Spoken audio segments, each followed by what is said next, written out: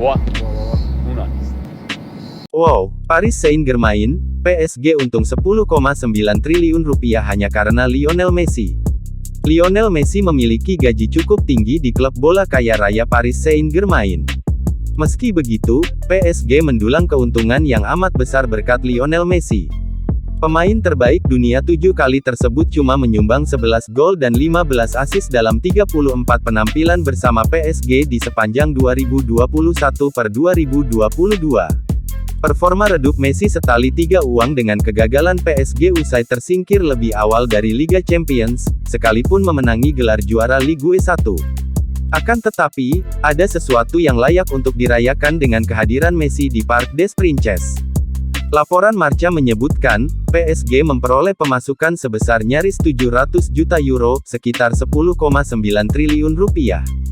Les Parisiens belum pernah mencapai pendapatan sebesar itu dalam semusim. Pendapatan itu berasal dari sponsor dan penjualan merchandise. Setidaknya PSG kedatangan 10 sponsor baru usai diperkuat penyerang berusia 35 tahun itu.